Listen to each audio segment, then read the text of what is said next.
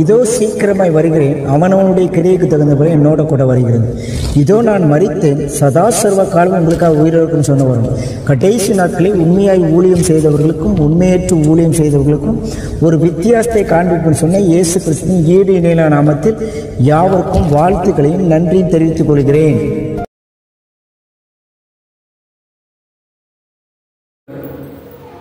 Book of ரோமர் 8ஆம் அதிகாரம் 26 வசனத்தை நாம் வாசிக்கிறோம். ரோமர் எழுதின புத்தகம் 8ஆம் அதிகாரம் 26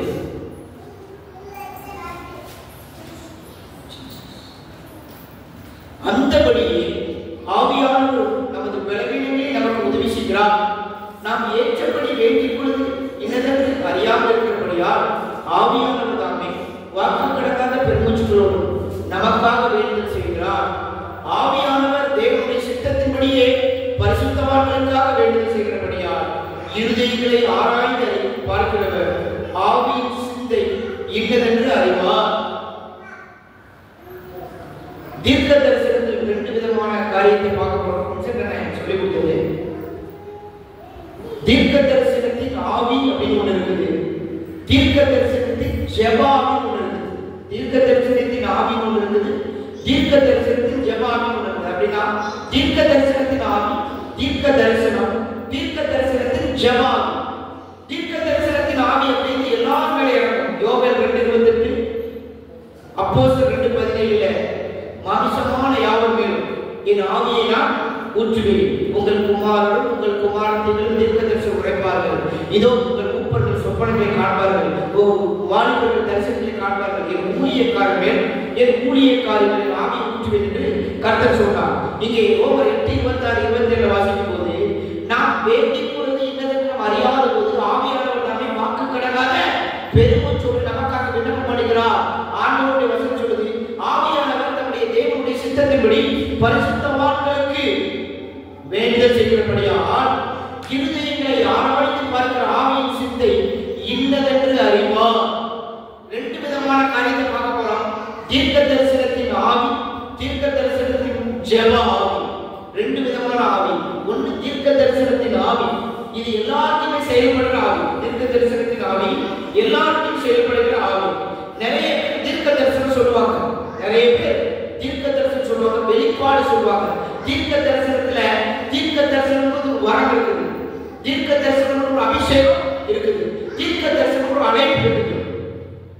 5 விதமான ஊழியத்தில் தீர்க்க தரிசனமான ஒரு அழைப்பு ஸ்பெஷல். ஆனா தீர்க்க தரிசனத்துடைய கிஃப்ட், அந்த ப்ராப்பர்ட்டி கிஃப்ட் இருக்குது, வரம் அது வேற. தீர்க்க தரிசனத்தின் ஆவி என்பது வேற. இங்கே தீர்க்க தரிசனத்தின் ஆவி everybody fulfil the holy spirit, பரிசுத்த ஆவியானவர் எல்லாரையும் ப்ராப்பர்ட்டிகள் கிஃப்ட்னால, ப்ராப்பர்ட்டிகள் அந்த அனைத்தினால நிரப்புறார். ஆனா எல்லாருக்கும் ப்ராப்பர்ட்டிகள் காலி கிடையாது. அதாவது தீர்க்க தரிசன அழைப்பு எல்லாருக்கும் கிடையாது. ஒருத்தருக்கு மேய்ப்பர் அழைப்பு, ஒருத்தருக்கு சுவிசேஷ அழைப்பு, ஒருத்தருக்கு அப்போஸ்தலர் அழைப்பு, ஒருத்தருக்கு போதக அழைப்பு, ஒருத்தருக்கு தீர்க்க தரிசன அழைப்பு. இங்கே தீர்க்க தரிசன ஆவி, தீர்க்க தரிசன ஆவி, இது முதல் பாயிண்ட். எல்லாரும் தீர்க்க தரிசனம் சொல்வார்கள். யோவேல் 2:28 படி, அப்போஸ்தலர் 2:17 படி. இரண்டாவது பாயிண்ட், தேவனுடைய ரகசியத்தை உரைப்பது. இவங்க தேவனுடைய ரகசியத்தை உரைப்பாங்க. யாரு? இந்த தீர்க்க தரிசன ஆவி உடையவங்க தேவனுடைய ரகசியத்தை உரைப்பாங்க. எபேசியர் புத்தகத்துல 3ஆம் அதிகாரம் 3-4 வசனம். எபேசியர் 3ஆம் அதிகாரம் 3-4 வாசிக்கிறோம். அது இன்னபடி புறஜாதிகள் சுவிசேஷத்தினால் உடன் சுதந்திரராய் இருக்கும்படி ஒரே சரீரத்துக்குள்ளானவர்களும் கிறிஸ்துவுக்குள் அவர் பண்ணின வாக்குத்தத்தத்தின் உடன்படிக்கையில் இருக்கிறவர்கள் என்று இந்த ரகசியத்தை அவர் எனக்கு வெளிப்படுத்தி விட்டார். இதை குறித்து நான் முன்னமே சுருக்கமாய் எழுதியிருக்கிறேன். அப்படின்னா ஆண்டவர் நிறைய ரகசியங்களை பவுல் அப்போஸ்தலருக்கு வெளிப்படுத்தியிருக்கிறார். இந்த தீர்க்க தரிசனத்தின் ஆவி ஒரு மனுஷனுக்குள் இருக்கும்போது பரலோகத்தின் ரகசியங்களையும் பூமிக்குரிய ரகசியங்களையும் பாதாளத்தின் ரகசியங்களை என்ன பண்ண முடியும்? அறிய முடியும். இந்த தீர்க்க தரிசனத்தின் ஆவி ரகசியத்தை உணர்த்தக்கூடியது. 3வது பாயிண்ட், அந்நியங்களை உணர்த்துவது. அந்நியங்களை உணர்த்துவது என்றால் யோவான் 16:8 வாசிக்கிறோம். பரிசுத்த ஆவியானவர் பாவத்தை குறித்தும் நீதியை குறித்தும் நியாய தீர்ப்பை குறித்து நமக்கு என்ன பண்ணுவாரா? உணர்த்துவார் என்று சொல்லப்படுகிறது. முதல்ல தீர்க்க தரிசனத்துல ஆவி சொல்லுவாங்க. இரண்டாவது தீர்க்க தரிசனத்தின் ஆவியில என்ன பேசுவாங்க? ரகசியம் பேசுவாங்க. மூணாவது அந்நியர்களுடைய காரியங்களை உணர்த்துவாங்க. அப்படின்னா ஒருத்தர் என்ன பாவத்தோடு வந்திருக்கிறாங்க, என்ன அக்கிரமத்தோடு வந்திருக்கிறாங்க, என்ன துன்மார்க்கத்தோடு வந்து இதை உணர்த்துவாங்க. அதை உணர்த்தி தீர்க்க தரிசனம் சொல்லுவார். அப்ப ஆவியானவர் இறங்கும் போது பாவத்தை குறித்தும் நீதியை குறித்தும் நியாய தீர்ப்பை குறித்து என்ன பண்ணுவாரா? கண்டித்து உணர்த்துவார். அடுத்தது நான்காவதாக வெளிப்பாடுகளை நிதானிக்கிறார்கள். வெளிப்பாடுகளை நிதானிக்கிறார்கள். தீர்க்க தரிசனத்தின் ஆவி ஒரு மனுஷனுக்குள்ள இருக்கும்போது ரெவலேஷன் கிடைக்குது, வெளிப்பாடு கிடைக்குது. அதாவது கர்த்தருடைய ஆவியானவர் ஒரு மனுஷனுக்குள்ள இருக்கும்போது அவன் நிதானிக்கிறான். ஆவிக்குரியவன் எல்லாவற்றையும் நிதானிக்கிறான். அவன் வேறு ஒருவனாலும் நிதானிக்கப்படா. ஒரு பரிசுத்தாவினுடைய அபிஷேகத்தை தீர்க்க தரிசன ஆவியை பெற்றவன் எல்லாத்தையும் நிதானிச்சு அறிகிறான். அவன் வேறு ஒருவனால் நிதானிக்கப்பட வேண்டியதில்லை. வேறு ஒருத்தவன் அவனுக்கு தீர்க்க தரிசனம் சொல்ல வேண்டிய அவசியம் இல்லை. அல்லேலூயா. ஏனென்றால் அவனுக்குள்ள இருக்கிற ஆவியின் நிறைவு அவனுக்கு எல்லா ஆழங்களையும் ரகசியங்களையும் மகத்துவங்களையும் சொல்லிக் கொடுக்கிறது. அதனால அவன் பொறுமையாக இருந்து எல்லாத்தையும் என்ன பண்றானா? ஆராய்ச்சி பண்ணுகிறான். அதனால வேற ஒருத்தவன் சொல்லணும்னு அவசியம் இல்லை. ஆவிக்குரியவன் எல்லாவற்றையும் நிதானித்து அறிகிறான். வேறு ஒருவனாலும் நிதானிக்கப்படா. அல்லேலூயா. அஞ்சாவது பாயிண்ட், வரும் காரியங்களை சொல்லுகிறவன் தீர்க்க தரிசன ஆவி உடையவன். வரும் காரியங்களை சொல்லுகிறவன் எதிர்காலங்களை குறித்து, இல்ல பாஸ்ட் டென்ஸ், இல்ல ஃபியூச்சர் டென்ஸ், இல்ல பிரசன்ட் டென்ஸ், நிகழ்காலம், இல்ல வருங்காலம், இல்ல எதிர்காலம், இதெல்லாம் இல்லனா கடந்த காலங்கள், இது எல்லாத்தையும் சொல்லுகிறவன் தீர்க்க தரிசன அபிஷேகத்தை உடையவன். வேதத்திலே வாசிக்கிறோம். அப்போஸ்தலர் 21ஆம் அதிகாரத்துல ஒரு சம்பவம் இருக்கு. அப்போஸ்தலர் 21ஆம் அதிகாரத்துல 10ஆம் வசனத்திலிருந்து நான் வாசிக்கிறேன். நாங்கள் அநேக நாள் அங்கே தங்கியிருக்கையில் அகப்பு என்று பெயர் கொண்ட ஒரு தீர்க்கதரிசி யூதேயாவிலிருந்து வந்தான். எப்படியா? அந்த பிலிப்பு என்கிற ஒரு சுவிசேஷன் வீட்டில் பவுல் தங்கி இருக்கிறார். பிலிப்புங்கிற சுவிசேஷன் அவர் ரொம்ப நாள் தங்கி இருக்கிறார். அங்க ஒரு தீர்க்கதரிசி வரார். அந்த தீர்க்கதரிசி பேர் அகப்பு. அவர் என்ன சொல்றாரு பாருங்க. அவன் எங்களிடத்துல வந்து பவுலுடைய கச்சையை எடுத்துக்கொண்டு தன் கைகளையும் கால்களையும் கட்டிக்கொண்டு இந்த கச்சையை உடையவன் எருசலேமிலே யூதர்கள் விதமாய் கட்டுவார்கள் என்று புறஜாதிகள் கைகளிலே ஒப்புக் கொடுப்பார்கள் என்று பரிசுத்த ஆவியானவர் சொல்லுகிறார் என்றார். இவைகளை நாங்கள் கேட்டபொழுது எருசலேமுக்கு போக வேண்டாம் என்று நாங்கள் அவ்விடத்தால் அவனை வேண்டிக் கொண்டோம், பவுலை வேண்டிக் கொண்டோம். அதற்கு பவுல், நீங்கள் அழுது என் இருதயத்தை உடைந்து போக பண்ணுகிறீர்கள். எருசலேமிலே நான் கர்த்தராகிய இயேசுவின் நாமத்துக்காக கட்டப்படுவதற்கு மாத்திரமல்ல, மரிப்பதற்கும் ஆயத்தமாய் இருக்கிறேன் என்றார். எப்படியா? அகப்புங்கிற ஒரு தீர்க்கதரிசி வந்தார். யூதேயா தேசத்திலிருந்து இங்க வந்து நிற்கிற எருசலேமுக்கு வந்தார். இவர் பவுலுடைய உருமால், அதாவது அவருடைய இந்த ஃபாதர்ஸ் போடுவாங்க நூல் கயிறு மாதிரி, அதான் உருமால், அந்த நூல் கயிறு மாதிரி இருக்கக்கூடிய பெல்ட், இத அவர் போட்டு போயிட்டார். வீட்டுல அந்த தங்கிதான் போட்டு போயிட்டார். ஹேர் கர்ச்சி, அவங்க வச்சிருக்க கர்ச்சி, ஏதோ ஒரு துணி. இதை பார்த்த உடனே ப்ராஃபட் பண்றாங்க. இந்த உருமால்களை உடையவன் ஆண்டவருக்காக எருசலேமிலே கட்டப்படுறான். புறஜாதிகள் அவனை எங்க கொண்டு உட்பாடுவாங்க? எருசலேமில் விடுவாங்க. அவன் ஆண்டவருக்காக ரத்த சாட்சியா மறைக்க வேண்டும் என்பதை தீர்க்க தரிசனமா சொல்றான். உடனே இந்த மக்கள்லாம் ஆடுறாங்க. யாரை பார்த்து? பவுலே பவுலே, நீங்க எருசலேமுக்கு போவாதீங்க, எருசலேமில் ரத்த சாட்சியா மறைச்சுப்பீங்க, எங்க கூட இருந்தா கொஞ்சம் சந்தோஷமா இருக்கும், கொஞ்ச நாள் வாழுங்களா, கொஞ்ச நாள் இருக்கீங்களான்னு போராடுறாங்க விசுவாசிங்க. அதற்கு பவுல் சொல்றாரு, நான் இயேசுவுக்காக பாடுபடணும், இயேசுவுக்காக கஷ்டப்படணும், இயேசுவுக்காக நான் ரத்த சாட்சியா மறைக்கணும், ஆயத்தமா இருக்கிறேன் என்று சொன்னார். வரும் காரியங்களை சொல்லுகிற ஒரு ஆவி, தீர்க்க தரிசனத்தின் ஆவி. இது அகப்பு என்கிற ஒரு தீர்க்க தரிசி பவுலுக்கு என்ன பண்றாரு? தீர்க்க தரிசனம் சொல்லுகிறார். ஆறாவதாக ஊழிய அழைப்பை உறுதிப்படுத்தும் ஆவி. ஊழிய அழைப்பை உறுதிப்படுத்தும். Confirmation of calling. காட்ஸ் காலிங்கை கன்ஃபர்மேஷன் பண்ணும். அப்போஸ்தலர் 13ஆம் அதிகாரத்துல அதுல 1-2 வசனத்தை வாசிக்கிறோம். அப்போஸ்தலர் அந்தியோகியா பட்டணத்தில் உள்ள சபையிலே பர்னபாவும் நிகர் எண்ணப்பட்ட சிமியோனும் சிரேனே ஊரானாகிய லூசியும் கால்பாங்க தேசாதிபதியாகிய ஏரோது கூட வளர்க்கப்பட்ட மனாயும் சவுலும் தீர்க்கதரிசிகளாகவும் போதகர்களாக இருந்தார்கள்.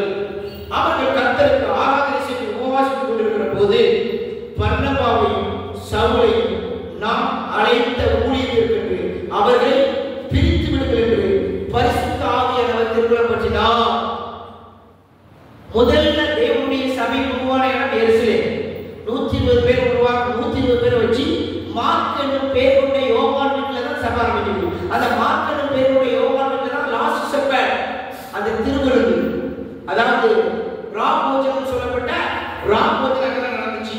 அவர்கள் எருசலேமிலிருந்து 2 மைல், அதாவது ஒலிவமலையிலிருந்து 2 மைல் தூரம், ஒலிவமலையிலிருந்து 2 மைல் தூரம் நடந்து வந்து அந்த மேல்வீட்டிலே ஏறி 10 நாள் வெயிட்டிங் ஃபார் தி லார்ட், கர்த்தருக்காக காத்திருந்தார்கள். அந்த 120 பேரும் மார்க் பேருடைய யோவான் வீட்டிலே காத்திருந்தார்கள். அங்கே இயேசு தாயாகிய மரியாள், இயேசுவின் சகோதரர் யோசே, யாக்கோபு, சீமோன், யூதா, எஸ்தர், தாமார்ங்கிற தங்கச்சிங்க, இன்னும் சில ஸ்திரீகள், இன்னும் 70 சீசர்கள் சொல்லப்பட்ட 12 சீசர்கள் சொல்லப்பட்டிருக்குது. இயேசுவோடு இருந்தவர்கள் எல்லாம் அங்கே உட்கார்ந்திருக்கிறாங்க. அது உருவாக்கப்பட்ட ஒரு சபை பெந்தேகோஸ்தே சபை. இந்த பெந்தேகோஸ்தே சபை உருவான பிறகு இரண்டாவது அந்தியோகியா பட்டணத்தில் ஒரு சபை உருவாகுது. அந்த அந்தியோகியா பட்டணத்தில் உள்ள சபைகள்லாம் போதகராகவும் தீர்க்கதரிசியாகவும் யார் இருக்கிறார்? பர்னபாவும் சவுலும் இருந்தாங்களாம். அல்லேலூயா. நிகர் இனப்பட்ட சிமியோன் என்கிறவர் இருக்கிறார். அதுல ஒருத்தர் போதகரா இருக்கிறார், ஒருத்தர் தீர்க்கதரிசியா இருக்கிறார். அப்பொழுது அவர்கள் உபவாசம் பண்ணி ஆண்டவர்கிட்ட ஆராதனை செய்து கொண்டிருக்கிறாங்க, ஆண்டவரை துதிச்சுட்டு இருக்கிறாங்க. அந்த டைம்ல ஆவியானவர் இறங்குறார், பவுல் மேல இறங்கி, நான் அழைத்த ஊழியத்திற்கு இவர்களை பிரித்து விடு என்று சொன்னார். அல்லேலூயா. ஒரு ஊழியக்காரனுக்கு ஒரு தரிசனம் கிடைச்சிருக்கா, அந்த ஊழியக்காரன் அந்த தரிசனத்தை நிறைவேற்ற முடியும். உடல் ஊழியக்காரன் அந்த தரிசனத்தை நிறைவேற்ற முடியாது. ஏனென்றால் அவனவனுக்கு ஒரு அழைப்பு இருக்குது, அவனவனுக்கு ஒரு அபிஷேகம் இருக்குது, அவனவனுக்கு ஒரு சொப்பனம் இருக்குது, ஒரு தரிசனம் இருக்குது. அவனுக்கு கொடுக்கப்பட்ட ஓட்டத்தில் அவன் பொறுமையோடு ஓடக்கட வேண்டும். அவனவனுக்கு கொடுக்கப்பட்ட ட்ராக் ஓடணும். அல்லேலூயா. அவன் ட்ராக் மாறினாலோ, சுத்தம் மாறினாலோ, அழைப்பு மாறினாலோ அவன் அந்த பரிசு பெறலை பெற முடியாது, நரகம் தான் போவான். அல்லேலூயா. அல்லேலூயா. நீங்க பவுல் பர்னபாவை கர்த்தர் சொல்றாரு, நீங்க அந்தியோகியா சபையை விட்டு வெளியே வாங்க. எந்த சபையை விட்டு? அந்தியோகியா சபையை விட்டு வெளியே வாங்க. நான் உங்களை பிரித்து விட்டேன். நான் என்னுடைய அழைப்புக்காக உன்னை 3 விதமான பிரயாணம் பண்ணேன். 3 ஜேர்னி பண்ணியிருக்கிறார். 3 விதமான பிரயாணம் பண்ணான பவுல். 100கணக்கான சபையில நிறுவனான பவுல், 100கணக்கான ஊழியக்காரங்க நிறுவனான பவுல், 2 கண்டத்துல ஊழியம் பண்ணான பவுல். முதல்ல ஆசியா மைனர்ல, இரண்டாவது ஐரோப்பா கண்டத்துல. இவ்வளவு பெரிய ஊழியத்தை அவனுக்காக வச்சிருக்கிறேன். அதனால நான் அழைத்த அழைப்புல உறுதியாகி, நான் கொடுத்த அபிஷேகத்தில் உறுதியாகி, பவுலே பர்னபாவே, நான் அழைத்த அந்த ஊழியத்திற்கு இவர்களை பிரித்து விடு என்று பரிசுத்த ஆவியானவர் திருவுளம் பற்றினார். அல்லேலூயா. இன்னைக்கு நம்ம பார்க்கக்கூடிய ஒரு விஷயம் என்னன்னா, தீர்க்க தரிசனத்தின் ஆவி. தீர்க்க தரிசனத்தின் ஆவி. தீர்க்க தரிசனத்தின் ஆவியில என்ன நடக்கும்? சில விஷயத்தை சொல்லிக்கிறேன் பாருங்க. முதல்ல சொப்பனங்கள் வரும். சொப்பனங்கள் நல்ல டீப் ஸ்லீப்பிங்ல ட்ரீம் வரும். சொப்பனம், கனவு வரும். அந்த கனவுல சில பேருக்கு டைரக்டாவே அந்த கனவினுடைய அர்த்தம் கிடைக்கும். சில பேருக்கு ஊமானம் சொல்லுவாங்க, பேரபிள், ஊமை வழியாக அந்த சொப்பனத்துக்கு அர்த்தம் சொல்லும். சில மாடுகளை பார்த்தாலும், சில பன்றிகளை பார்த்தாலும், சில மிருகங்களை பார்த்தாலும் சில அர்த்தங்கள் இருக்குது. அது சொப்பனத்துக்கு அர்த்தம் கொடுக்கக்கூடிய ஒரு கிருபை இருக்கும். அது யோசேப்பு போன்ற பரிசுத்தவானுக்கு சொப்பனத்துக்கு என்ன கிடைச்சிச்சு? அர்த்தம் சொல்லக்கூடிய கிருபை கிடைத்தது. அல்லேலூயா. தானியேல் போன்ற தீர்க்கதரிசிகளுக்கு சொப்பனத்தை பார்த்து, சொப்பனத்தை ஒருத்தர் பார்த்த சொப்பனத்தை இவர் பார்த்து, அந்த சொப்பனத்தை பார்த்து சொப்பனத்துக்கு அர்த்தம் சொல்லக்கூடிய கிருபை தானியேல் போன்ற தீர்க்கதரிசி கிடைத்தது. இந்த சொப்பனத்தில் 2 விதமான காரியம் இருக்குது. அப்படியே பார்த்து அர்த்தம் சொல்றது ஒன்று இருக்குது, இன்னொன்று அப்படியே பார்த்து ஊமை வழியாக அர்த்தம் சொல்றது ஒன்று இருக்குது. அல்லேலூயா. இது தீர்க்க தரிசனத்தின் ஆவியினால் சொல்லப்படக்கூடிய ஒரு நிகழ்வு. நான் பேசுறதுல விளங்குதா? அடுத்து விசன். இது ஒரு விசுவல் மாதிரி வரும். ஒரு டிவியில ஒரு பெரிய திரை இருக்குல்ல, பெரிய தியேட்டர்ல உள்ள திரை, அத மாதிரி விசுவல் வரும். எப்படி நம்ம படம் பார்க்கிறோமோ படத்தை போல ஓடிட்டே இருக்கும்.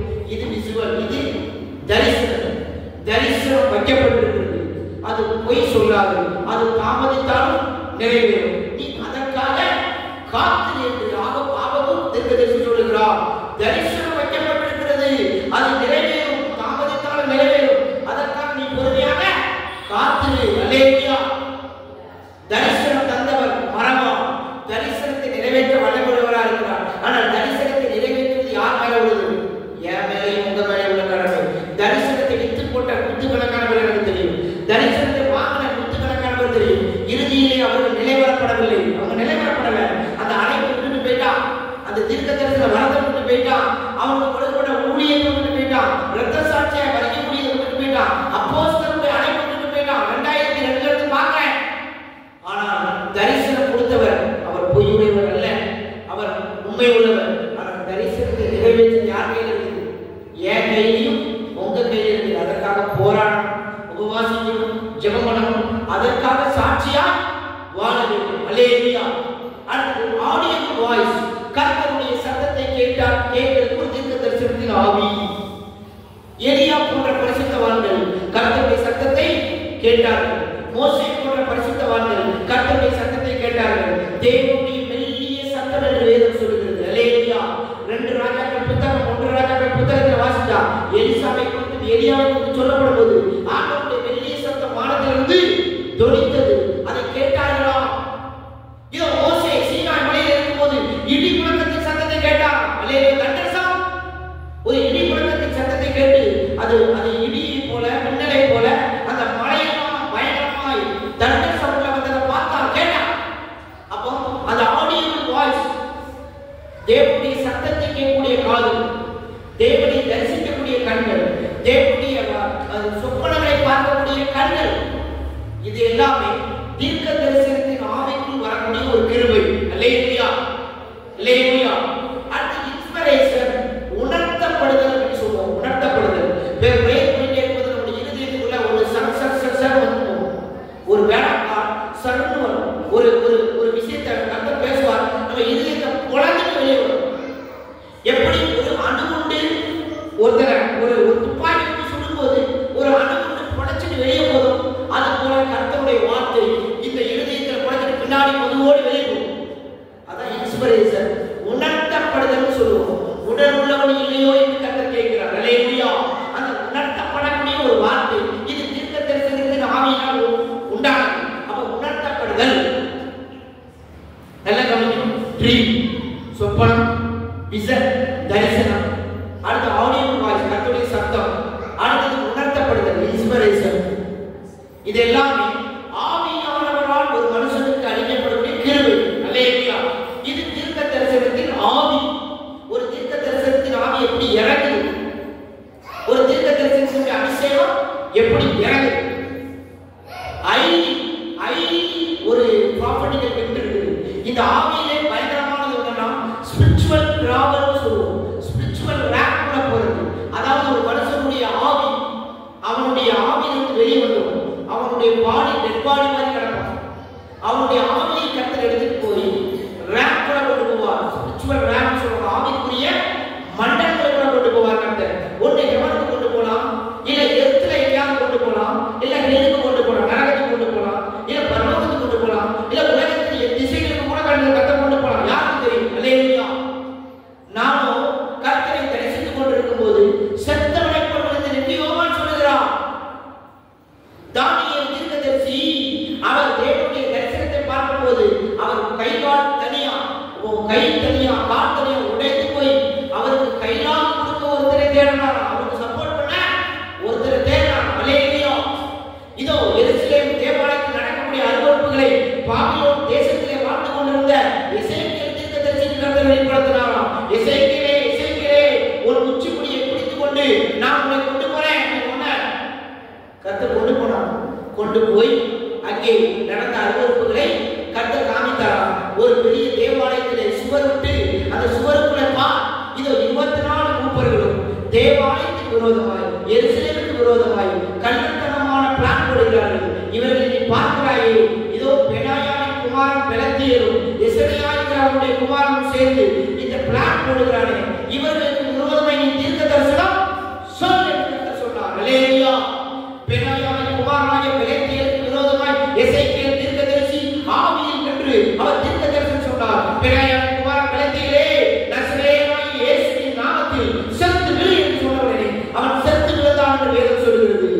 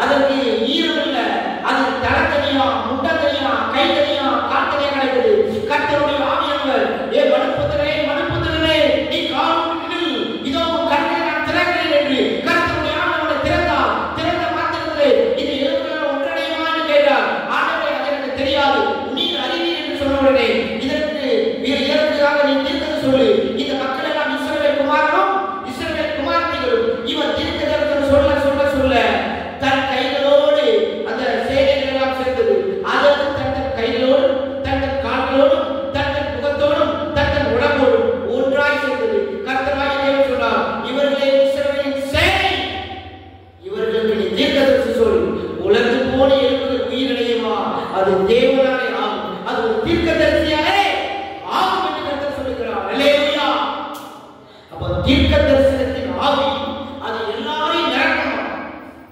கடைசி நாட்களிலே மாமிசமான யாவர் மேலும் என் ஆவியை ஊற்றுவேன். எல்லாரையும் வெட்டி பார்த்தா காக்கில கரையாத தேவை. உடம்புல ஒரு காக்கில கரையாத சொல்லுவான், காக்கில கரையாத இருக்காங்க. அந்த மாதிரி எல்லாருக்கும் மாமிசம் இருக்கிறது.